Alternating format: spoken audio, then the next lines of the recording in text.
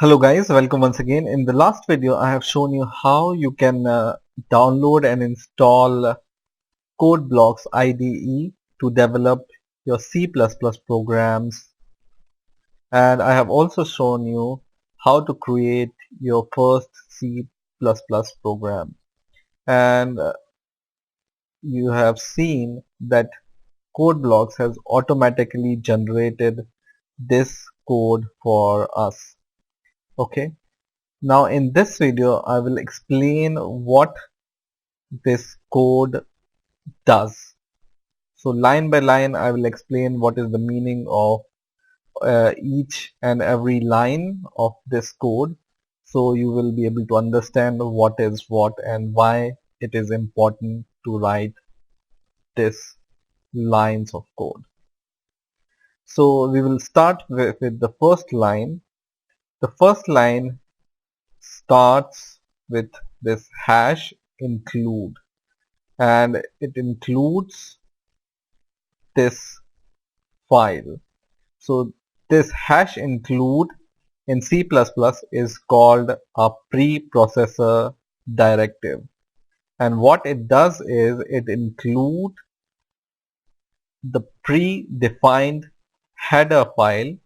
So think this as a file which is already present in C++, and this file is included by writing hash include. And whenever you write or whenever you want to include some file, you include it in these greater than and less than sign like this.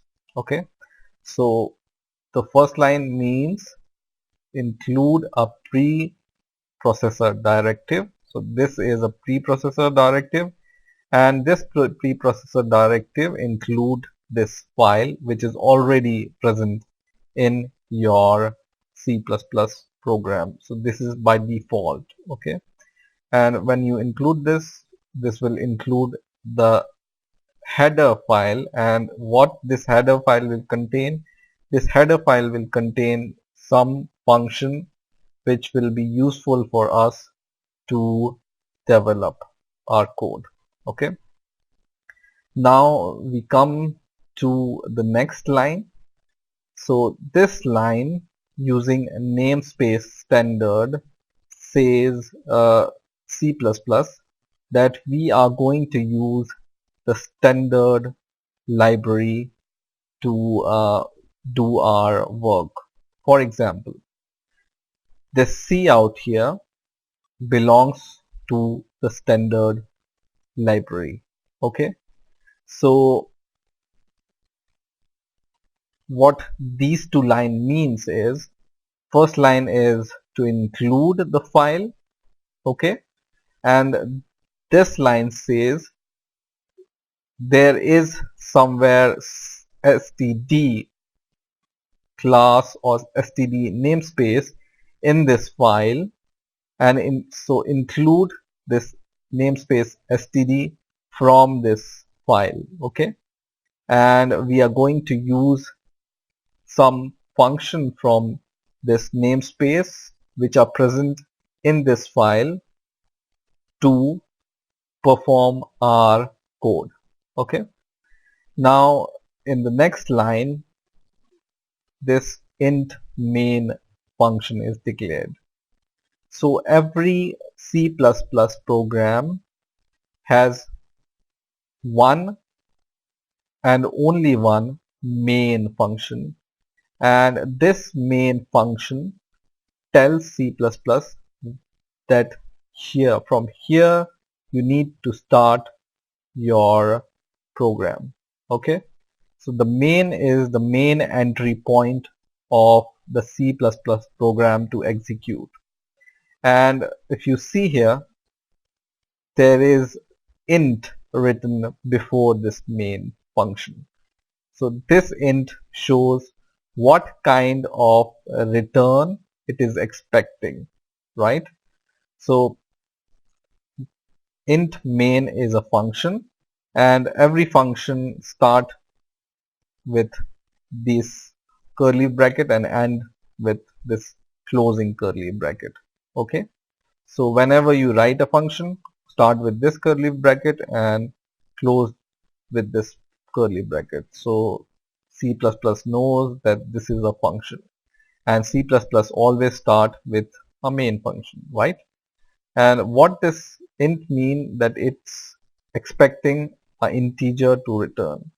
So you can see here we are returning 0, which is an integer, when our program is successfully compiled and run. Okay, so 0, it is a default value for success. So whenever you write 0 and your program reaches here, that means C++ knows that the execution of your program is successful, right? That's why we are returning 0. And for now, just take it as a convention that you need to return 0 at the very end of your main function. And because we are returning an integer here, this will be integer, right?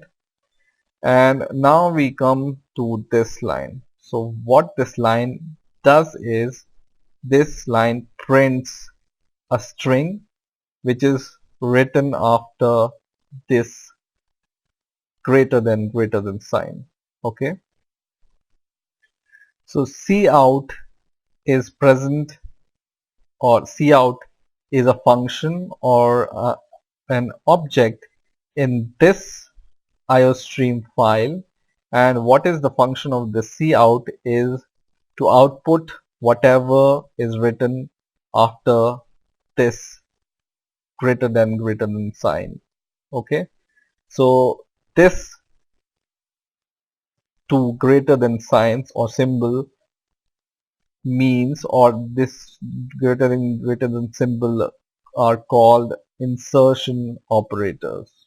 Okay, so this whatever you write after this in double quotes will be printed as an output on your terminal when you run your program.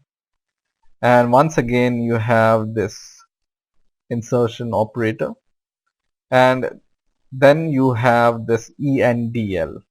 This ENDL means end line.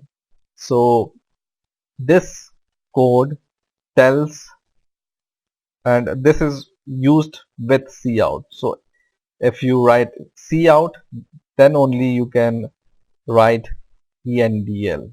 Okay, so this line will, or this code will tell your cout function that you need to change the line after you see this ENDL. Okay, so once again I will compile my code. I will go to build and I will click build, and my program is built successfully, right? And now I will run my program, and you can see hello world is written here. Okay, and now for example I will just copy this code and paste it once again. Then you see what happens. Once again I will save my code and build it once again, and once this is built I am going to write it. So 0 error, 0 warning. I'll run my code, and you can see there is hello world printed 2 times because I have written 2 times cout hello world ENDL. Now to show the use of this ENDL, I'm going to exclude this ENDL from the first line.